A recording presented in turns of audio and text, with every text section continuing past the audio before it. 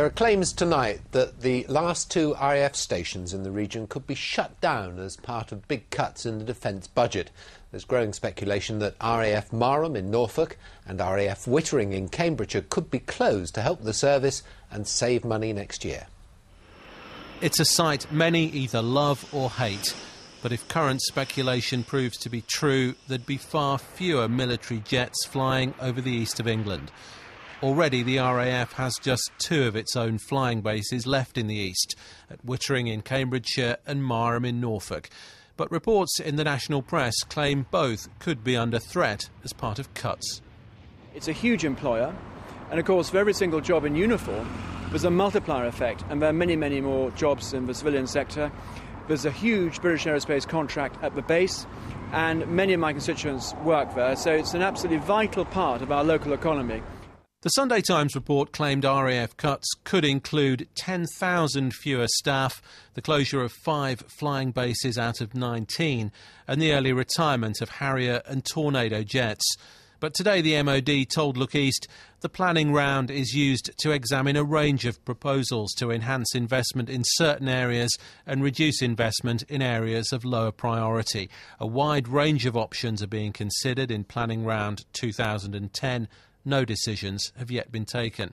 RAF Marham is a huge base with 4 squadrons of Tornado jets plus support services. With 3,800 personnel, it's like a small town contributing millions to the local economy. And it's used by the Queen, its honorary Air Commodore, to fly into the Sandringham estate. RAF Wittering is home to Harrier jump jet training, a squadron of RAF regiments and logistical support for RAF operations. And with just over 2,000 military and civilian personnel, a big boost to the economy around Peterborough. The MOD admitted today it's facing difficult decisions. We'll know how they'll affect the RAF in the new year. Ian Barmer, BBC Look East. 3 more people from this region who were infected with swine flu have died in the last week. It brings the total to 11. Most GPs have now taken delivery of a vaccine for priority patients. 10 of the 60 people currently in hospital with swine flu are in a critical condition.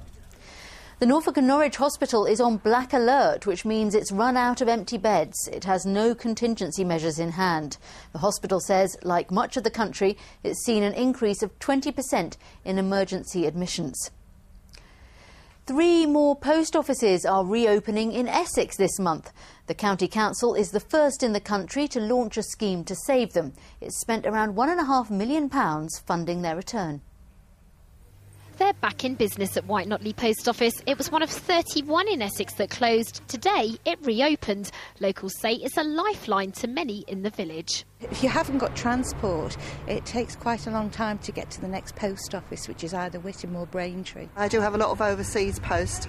Got a family in South Africa and Spain, so having to go to Black Notley, obviously this will make all the difference. And for sub-post mistress Nikki Harrison, it's an exciting venture. She's running one of 8 that will be open by the end of November. The reason that I did it in the first place was to get a bit of the community back together again. So the people that didn't use the shop will hopefully now use the post office, so that'll bring more people in and more people out and about. It's down to public demand and help from the council that local post offices like this one are now starting to reopen, and with community information points inside like this, you can look up all kinds of things. For example, you can find a plumber, look up local jobs, or even find your bus timetable.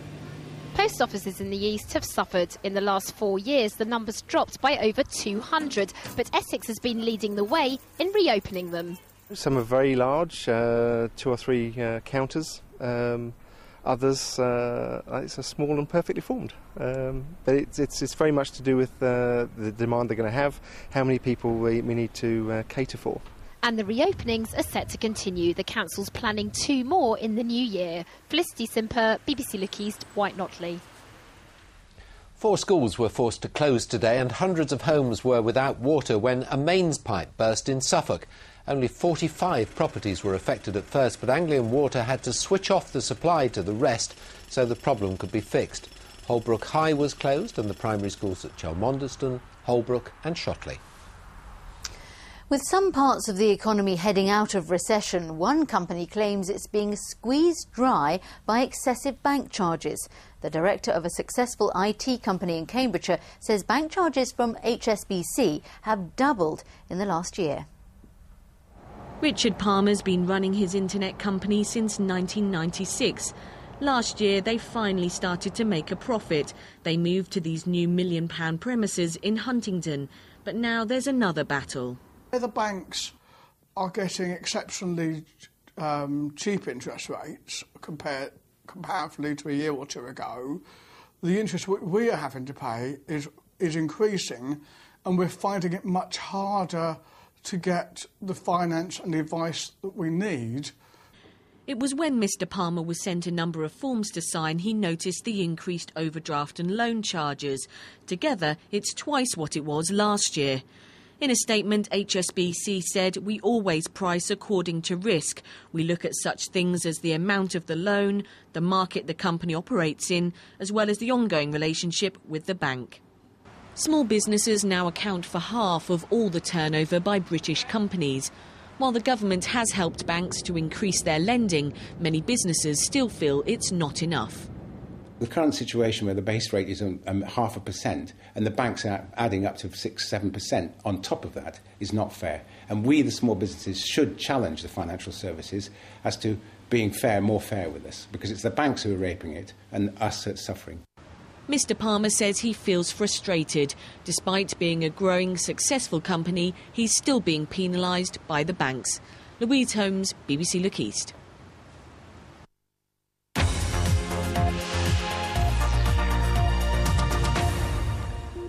There are growing calls tonight for the train company National Express to have all of its routes in this region taken away. MPs and union leaders have joined forces to demand the services handed back to the government. Also today, the Transport Secretary Lord Adonis added his voice to the company's critics. He said the behaviour of National Express has been unacceptable. The King's Cross to Edinburgh route via Stevenage and Peterborough used to be a British Rail flagship. Now, as far as this route's concerned, National Express is history. Once again, it's back in public ownership, managed by a company called East Coast and already promising big improvements. The government does not renegotiate rail franchises. It is simply unacceptable to reap the benefits of contracts when times are good, only to walk away from them when times become more challenging. National Express runs two other rail businesses in the region, East Anglia, including mainline services into Liverpool Street, and the C2C commuter service from Essex into Fenchurch Street. Should it hold on to them? For our Inside Out programme, rail journalist Christian Woolmar joined the Transport Secretary on the new East Coast service. I couldn't have been clearer that I regard it as unacceptable and not the way to treat the government, that they seek to give up on their loss-making franchise from their point of view, but keep the ones that are profitable. But in terms of my own legal powers, that's a commercial issue, and at the moment I'm not in a position to make a decision. The rail unions want all three contracts back under public ownership. I think National Express should be booted off as quickly as Wayne Rooney puts a ball in the back of the net for Man United, because they failed to deliver on the East Coast and they failed in their contract. National Express says it's meeting all its contractual obligations, delivering big improvements in punctuality, new trains and additional carriages in East Anglia, and at C2C, a service on a par with the best in Europe. After expert legal advice, it's confident the government won't be able to take them back. Kim Riley, BBC Look East. And there's more with Lord Adonis talking about National Express on tonight's edition of Inside Out. That's at 7:30.